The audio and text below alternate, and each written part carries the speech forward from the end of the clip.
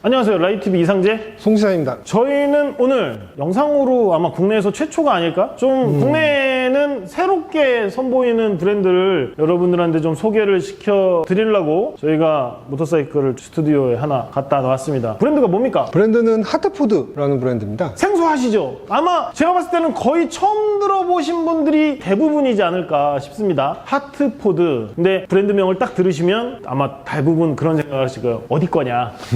북미냐, 동남아냐, 일본이냐, 뭐 어디냐 그렇게 궁금해 하실 건데 본거지는 대만산입니다. 대만산. 저희가 최근에 중국산 같지 않은 중국산, 이전보다 훨씬 더 퀄리티가 많이 좋은 중국산 모터사이클을 조금 소개를 많이 해드렸잖아요. 근데 여러분들 머릿속에는 중국산 한 레벨 위에 대만산이 그렇죠. 머릿속엔 있을 거예요. 아마 여태까지 계속 그래왔고 그 우리나라에 지금 소개돼서 팔리고 있는 대만산 모터사이클들 대표적인 뭐 킴코, SIM 그런 브랜드들이 있잖아요. 그래서 그런 브랜드들이 어떻게 보면은 여태까지 대만산 모터사이클에 대한 이미지를 만들어 온 대표적인 브랜드라고 할 수가 있고 그 브랜드들이 어떻게 보면은 약간 시장에서 중국산보다는 한 수 위. 표현들을 그런 표현을 하시더라고요. 짜장, 간짜장 같이 먹으면 그래도 간짜장이 낫지 않느냐.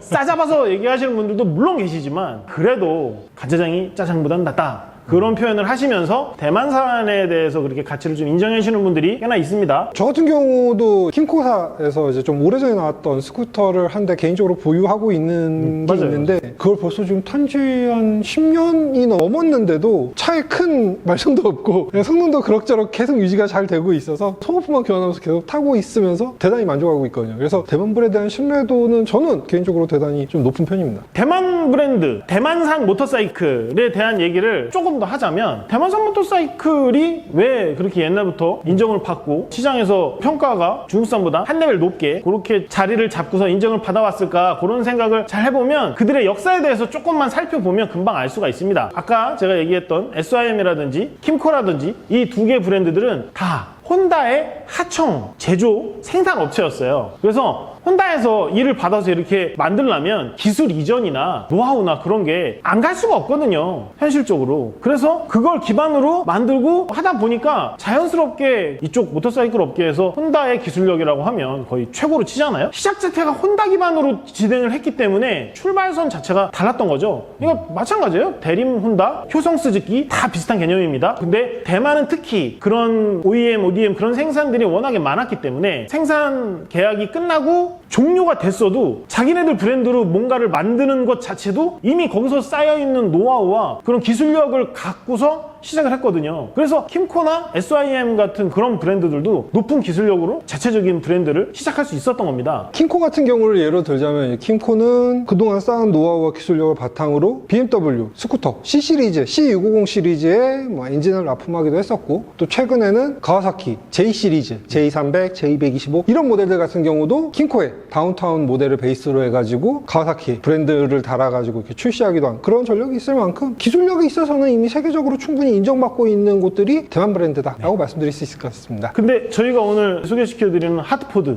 이 브랜드 역시도 그런 부분에서 공통점을 많이 가지고 있어요. 여러분들이 들으면 혹할 만한 보잉, GE, 에어버스, 페라리 그런 데도 부품으로 납품을 하고 대만 쪽을 보면 자체적으로 엔진을 생산해서 우리가 알고 있는 글로벌 브랜드들, 글로벌 제조사에 납품을 하는 데들이 되게 많았는데 하트포드도 1980년대부터 엔진을 납품을 했다고 하더라고요. 하트포드라는 브랜드에 대해서 좀 역사를 약간 살펴보자면 일단 이 브랜드가 생긴 지는 그렇게 길지 않습니다. 이 브랜드가 생긴 거는 1995년부터긴 한데 95년이면 그래도 지금 몇 년인데 꽤 오래됐지. 이제 30년을 향해 달려가고 있는 대단히 젊은 대단히 젊은? 그럼요. 이 업계에서 대단히 젊은 브랜드인데 그렇죠. 네. 이제 요 모기업 이 하트포드 브랜드를 소유하고 있는 모기업인 이 쉬홍 인더스트리얼이라는 브랜드가 있는데 쉬홍? 예, 쉬홍 인더스트리얼입니다. 이 업체 같은 경우는 이런 모터사이클 생산이 주라기보다는 사실 여기는 뭐냐면 정밀 가공 기계, 흔히 저희가 CNC라고 하는 CNC 머신이라고 하는 그런 기계를 생산해서 실제로 엔진이라든지 아니면은 뭐 이런 모터사이클 완제품이라든지 이런 걸 생산하는 업체들에 이제 납품하는 그런 일을 하는데 주요 거래처가 보잉, 에어버스, 제너럴 일렉트릭 이런 항공기 덕후분들이라면은 한 번쯤이 뭔가요? 뭐 익히 들어봤을 만한 유명한 그런 비행기 엔진 제조사들에 납품을 했고 저희들이 좀 쉽게 좀 아실 만한 브랜드로는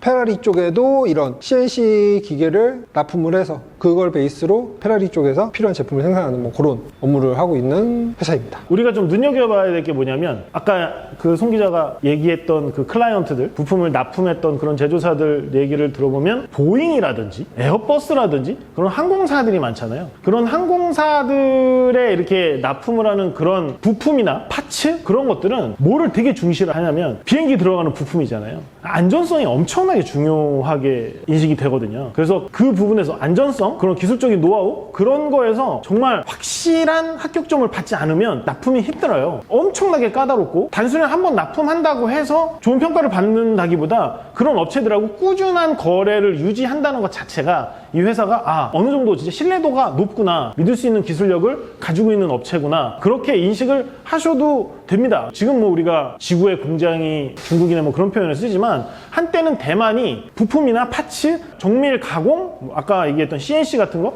전 세계에 난다긴다 하는 많은 회사들이 대만에 와서 어디가 잘 만든대, 어디가 좋대, 어디가 퀄리티가 나쁘지 않대 그렇게 물어서 계약을 되게 많이 했던 시기가 있었어요. 그래서 대만이 그때 GDP 뭐 GNP 뭐 그런 것들이 엄청나게 높았던 시기가 지금도 물론 나쁘지 않지만 그랬던 시기가 있었거든요. 그때 되게 많은 계약들이 성사되고 대만에서 되게 많은 물건들이, 좋은 물건들이 만들어내지던 시절, 어떻게 보면은 하트포드는 그때 이렇게 만들어져서 되게 많은 성장을 했던 그런 회사라고 생각을 하시면 되고요. 그 이후에 이제 여러 가지 것들을 하면서 모터사이클 쪽에 이제 1995년에 진출을 해서 지금까지 명맥을 유지해오고 있다가 이제 우리나라에 본격적으로 진출을 한 거라고 생각하시면 되고, 최근에 생긴 그런 신생 브랜드라고 그런 오해하시면 안 되고, 또 이렇게 중국산 모터사이클 이렇게 우후죽순으로 요즘에 또 우리나라에 많이 들어오고 있는 그 브랜드들하고는 차별화 포인트가 있다고 생각을 하셔도 될 것 같아요. 그래서 하트포드에 관련된 설명은 한 요 정도로 정리를 하면 될 것 같고, 그 하트포드가 국내에 진출을 하면서 첫 번째로 저희가 소개시켜 드릴 모델이 킹스턴 125입니다.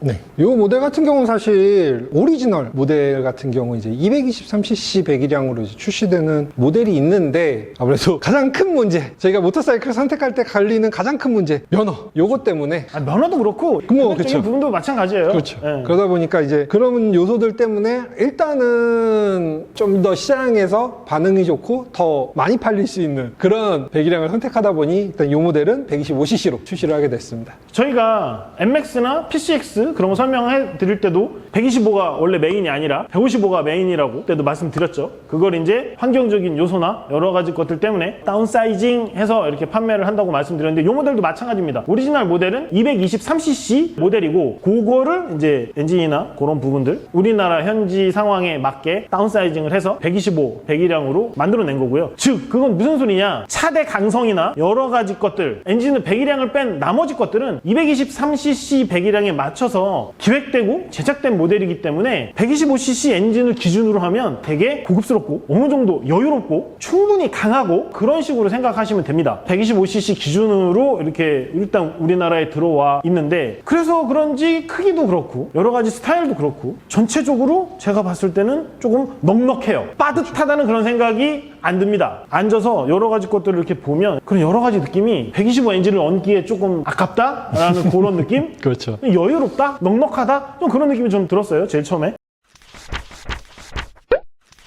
자, 일단 차를 조금 돌려서 여러분들한테 제일 먼저 디자인적인 얘기를 좀 저는 하고 싶어요. 송 기자는 딱 보고 어떤 느낌이 들었습니까? 제일 먼저 떠오른 단어. 1990년? 그럼 뭐 레트로? 클래식? 네. 그쪽으로 많이 좀 회귀한 느낌이 확 들더라고요. 하트포드 코리아에서 킹스턴 125를 소개하면서 강조하는 것 중에 하나가 바로 디자인인데, 킹스턴 125를 딱 보면 저는 그런 느낌이 들어요. 레트로, 클래식 그런 거 좋아하시는 분들이 갖고 와서 딱히 튜닝을 할 만한 게 그렇게 많지가 않은, 굳이 할 필요가 있을까요? 그러니까 이 디자인? 보통 보면 타이어를 레트로스럽게 그렇죠. 교체를 하고 계기판이라든지 그런 여러 가지 요소들을 클래식한 스타일로 많이 바꾸거든요. 근데 킹스턴 125는 이런 요소를 좀 자세히 살펴보면 전체적으로 딱히 할 게 없다? 그러니까 뭐 컬러나 뭐 그런 거는 다를 수 있어요. 시트 컬러를 이거를 뭐 갈색으로 바꾸던지 뭐 여기에 뭐 랩핑을 하던지 뭐 여러 가지 것들 뭐 그런 컬러적인 그런 부분을 바꾸면 바꿀 수 있을 것 같은데 전체적인 스타일을 위해서 파츠를 바꾸거나 그런 거는 딱히 없을 것 같아요. 제가 봤을 때는.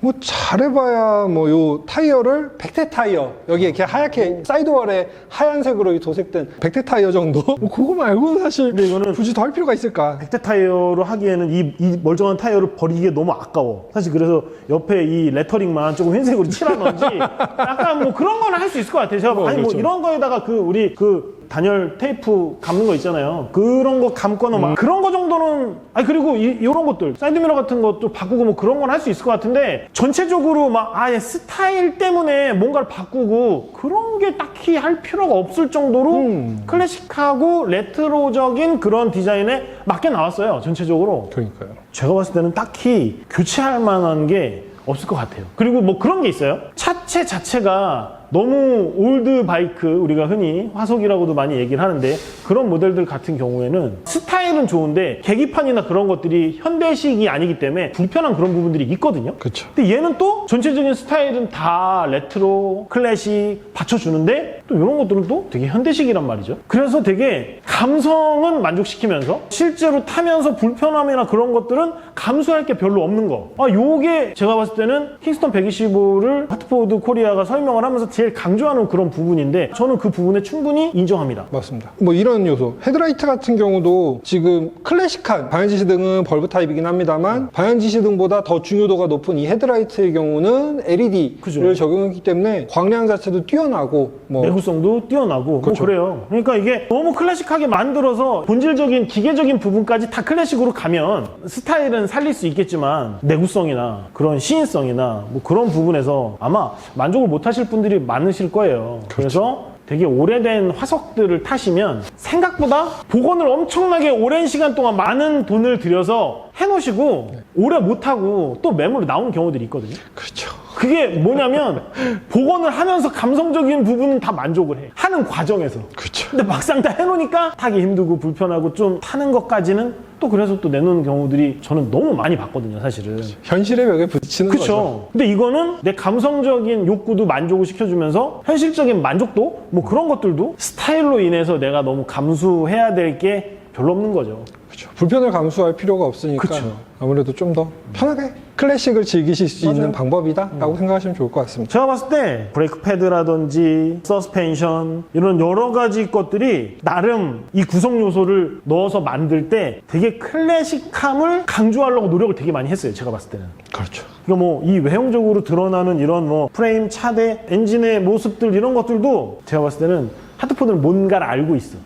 그러니까 그 뭔가가 뭐냐면 소비자들이 원하는 걸 나름 연구를 되게 많이 한 것 같아요. 그래서 이렇게 해놓으면 이 감성적인 부분과 기계적인 부분을 이 정도에서 합의를 봐서 절충점에서 제품을 내놓으면 괜찮지 않을까? 그런 생각들을 해요. 근데 이 시장에 보면 되게 많은 모터사이클들이 있잖아요. 근데 거기에 맞춰서 튜닝 시장이라는 게 존재를 한단 말이죠. 그 튜닝 시장이라는 게 바로 그런 겁니다. 다 마음에 드는데 진짜 한 95%, 90% 마음에 드는데 진짜 그 5%, 10%가 마음에 안 들 때 돈을 쓰는 거거든요. 그렇죠. 요거 딱 바꿔서 네, 심리적으로 감성적으로 내가 만족도를 확 높일 수 있으면 5만 원, 10만 원, 50만 원, 100만 원이라도 씁니다. 그런 게 계속 있었기 때문에 유지해 왔던 게 사실은 튜닝 시장인데 요 모델은 어떻게 보면은 아슬아슬 외줄 타기를 되게 잘한 것 같아요. 감성적과 기계적인 그 딱 외줄 타기에서 합의점을 잘 찾아서 딱 만들어 놓은 결과물로 저는 보입니다. 나름 되게 클래식한 외모지만 현대적이에요. 네, 맞습니다. 이 클래식한 디자인에 6단 변속기 딱 들어간 거 보고 뭔가 아는 애들이구나. 난 딱 그렇게 느꼈어요. 그렇죠. 엔진 얘기 좀 해볼까요? 엔진 같은 경우는 수랭 단기통 방식이고요. 최고 출력은 14.2마력, 그리고 최대 토크는 10.7Nm, 뭐 이렇게 성능을 내고 있습니다. 그 정도 엔진이면 사실 이 정도 차체에 이 정도 스타일에 이 정도 모터사이클에 그냥 되게 묻어난, 크게 뛰어나지도 않지만 딸리지도 않는 평균 정도를 살짝 상회하는. 그쵸. 살짝 상회하는. 근데 여기서 우리가 살짝 상회할 수밖에 없는 얘기를 해야 돼요. 가격 얘기를 해야 돼. 왜냐면 가격이 468만 원입니다. 아, 가격이 조금. 네. 가격이 조금 높아서 그냥 이 엔진 스펙이나 그런 것들이 평균 수준에 머무르면 조금 평가가 박할 수 있어요. 가격이 조금 있어요. 468만 원이기 때문에 그런 엔진 스펙이나 뭐 여러 가지 것들이 제가 좀 아까 얘기했던 그 6단 변속기 같은 그런 것들이 들어간 이유가 스타일대로 살리고 기계적인 성능이 우리가 생각하는 중간보다 살짝 상위에 있습니다. 그 정도라고 생각을 하시면 돼요. 그런다고 이게 엄청 하이스펙이냐? 또 그 정도는 아니야. 미묘하죠.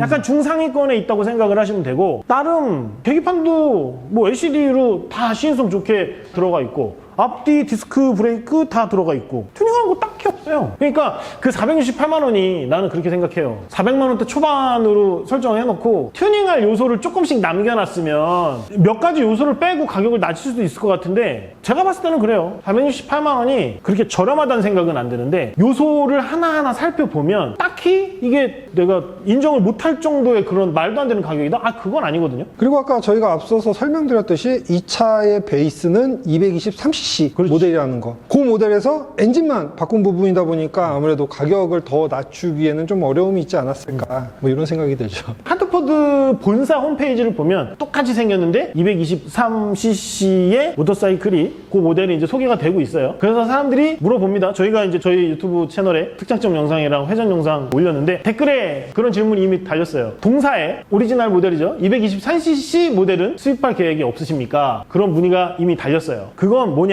사람들이 이미 알고 있다는 거야. 그렇죠. 그만큼 관심이 있다는 거지. 이제 그게 223으로 올라가고 그 위에 급이면 이제 뭐 400, 500, 600 뭐 그렇게 나올 수가 있는데, 그러면 이제 우리가 흔히 얘기한 본랩이라든지 뭐 그런 여러 가지 클래식 스타일하고 비등비등한 애들이 이제 되는 거죠. 하드포드 코리아 쪽에 이제 제가 문의를 해본 결과 대표님하고 얘기를 해봤는데, 지금 일단 요 한 모델로 국내 런칭을 했고 조만간 또 줄줄이 나올 거래요. 한 개씩 이제 나올 예정인데, 요즘에 이제 그 물류와 반도체와 뭐 여러 가지 이유들이 있잖아요. 그래서 수입이 한 번 정도 더 이루어질 것 같은데, 거기서 이제 새로운 모델이 또 이제 런칭이 될지 안 될지는 조금 두고 봐야 될 것 같고, 일단 지금은 한 모델로 일단 런칭을 하는데 국내 시장에 3개 혹은 그 4개 이상의 모델을 염두를 하고 계세요. 하드포드 코리아를 통해서 소개된 하드포드 모델들은 3가지나 한 4가지 모델 정도에서 라인업이 좀 구축이 돼서 진행이 될 것 같고, 이제 그 이후에는 이제 국내에서 시장의 반응이나 그런 것들 보고 모델을 추가로 도입을 할지, 그거는 이제 대표님께서 고민을 하실 것 같은데, 올해는 1개 혹은 2개 정도 모델이 준비가 되고 있다. 뭐 그 정도로 이해를 하시면 될 것 같습니다.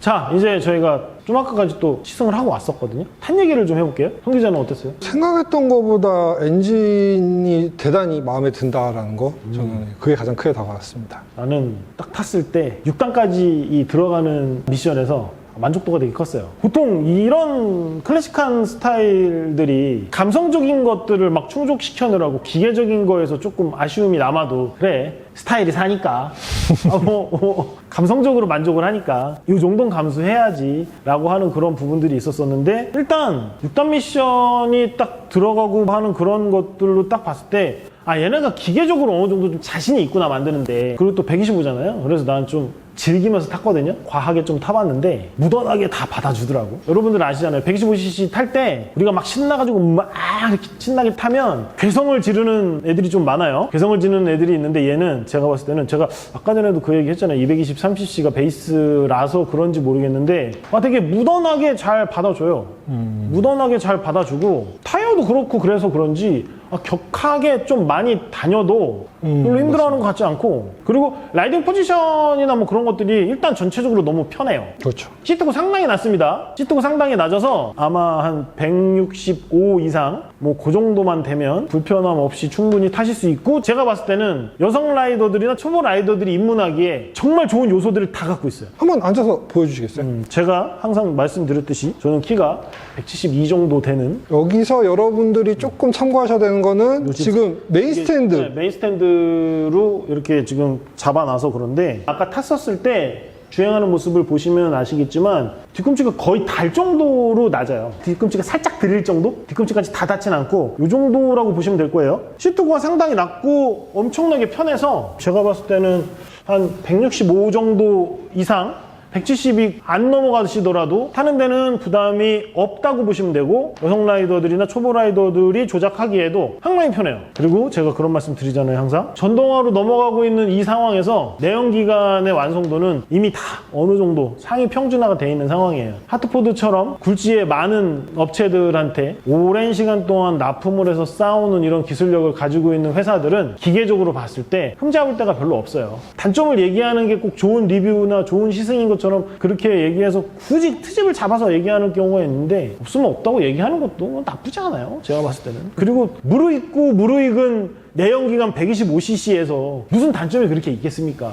그리고 우리나라 125cc 시장은 제일 치열합니다. 아시죠? 제일 치열한 시장인데 이 하드포드 코리아 사장님이 하자가 있는 125를 갖고 오셨겠어요? 그만큼 완성도가 높고 자신감이 있으니까 전동화로 넘어가고 있는 이 시점에서 이렇게 자신 있게 런칭을 하신 거겠죠. 제가 봤을 때는 기술력이나 뭐 타는 그런 부분에서는 아쉬운 부분은 딱히 없고요. 그리고 여기에 올린지나 뭐 브렘보나 뭐 그런 다는 거는 과해. 그렇죠. 그런 거는 필요 없고요. 근데 컬러는 몇 가지죠? 두 가지? 컬러는 두 가지입니다. 요 색상하고 그다음에 검은색. 저희가 두 가지입니다. 시승한 것도 이제 검정색이 있는데 그 무광이 있어요. 그냥 그 둘 중에서 골라 타시면 될 것 같아요. 저는 추천드리고 싶은 타겟 라이더들은 누구냐면, 갖고 와서 나는 뜯고 더 돈 들이고 그런 튜닝하는 거 별로 원치 않다. 그런 분들 하고, 나 클래식한 스타일 좋아한다. 클래식함을 위해서 또 튜닝을 또 해야 되는, 그런 거 싫어하고, 별도의 튜닝 필요 없고, 그리고 대만산 모터사이클에 대해서 어느 정도 심리적으로 신뢰도를 가지고 있다. 뭐 그렇게 생각하시는 분, 그런 분들한테 적극 추천합니다. 그리고 마지막으로 말씀드리는 게, 하트포드 코리아를 운영하시는 대표님이요, 국내에서 여러 가지 브랜드들 뭐 총판도 하시고 되게 오래 하셨어요. 그래서 이제 런칭하는 부분이라 제가 말씀을 드리지만,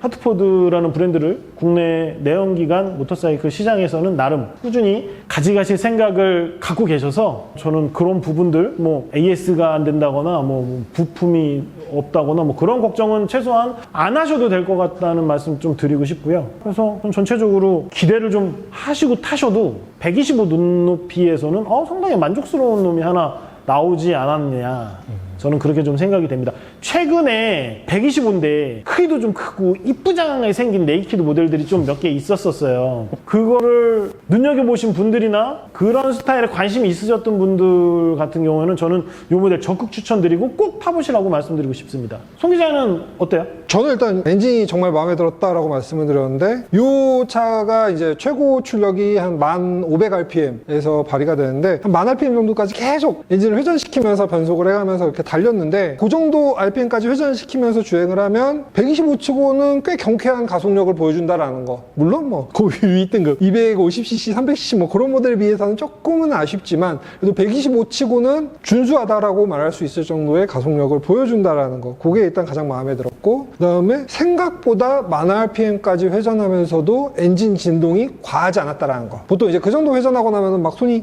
더더더더더 떨리다 보니까 나중에 와서 막 밥 먹을 때 막 숟가락이 막 더더더 떨려서 국물이 다 떨어지고 막 이러는데, 단기통으로 투어를 갔다 오신 분들은 아십니다. 이게 무슨 얘기인지. 근데도 얘는 그렇게까지 진동이 심하지 않기 때문에 좀 덜 불편하게 탈 수 있을 것 같다라는 거. 그게 이제 마음에 들었던 점이라서 아까 제가 그렇게 말씀을 드린 거고요. 그래서 뭐 입문자분들 혹은 저처럼 125cc를 괴롭히는 걸 대단히 좋아하시는 분들, 이런 분들이라면은 좀 구매해 보시길 추천드리고, 시내에서 이동수단이 필요한데 내 스타일, 난 평소에 조금 캐주얼하게 입으면서 약간 클래식한 바이크를 타고 싶어 라고 하시는 분들, 좀 패션 아이템으로서의 모터사이클을 고민하시는 분들에게도 잘 어울리지 않을까, 뭐 이렇게 생각이 들죠.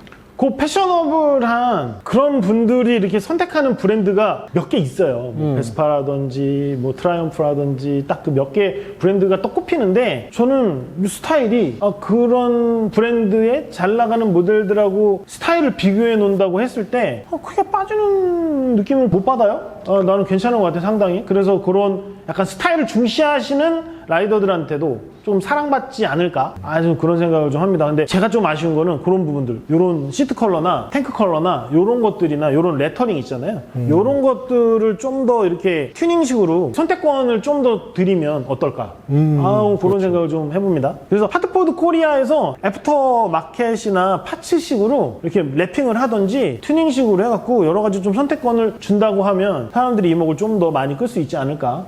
좀 그런 생각을 좀 해보고요. 거기다가 또 요거 같은 경우 앞 앞뒤 디스크 브레이크인데 2채널 ABS. 브레이크도 완전 괜찮아요. 제가 아까 말씀드렸죠? 모든 베이스가 223cc 베이스라서 브레이크나 뭐 미션이나 그런 것들이 다 차고 넘쳐요. 충분해, 풍족해, 넉넉해. 그렇죠. 괜찮습니다. 그리고 뭐 이렇게 생긴 애들은 사실 고장날 게 별로 없어요, 솔직히. 하여튼 이런 스타일의 하트포드라는 브랜드가 국내에 킹스턴 125라는 모델로 첫 런칭을 시작했고요. 앞으로 저희가 킹스턴을 시작으로 하트포드 코리아의 소식을 좀 자주 전해드릴 수 있었으면 좋겠습니다. 마지막으로 한마디 할 게 있어요? 송 기자가 마무리하고 끝내죠. 일단 뭐 이 모델 약간 높은 가격 468만 원이라는 가격이 뭐 소비자분들에게는 어떻게 다가오실지 모르겠습니다만 시승을 해보시면은 만족하실 만한 가치를 지닌 모델이라는 거를 느끼실 테니까 저는 가급적이면은 꼭 시승할 수 있는 매장에 방문하셔서 시승해 보시기를 추천드릴게요. 괴롭히는 재미가 있습니다. 알겠습니다. 뭐 시승차 타시면서 한번 송 기자 얘기대로 괴롭혀 주시기를 추천드립니다.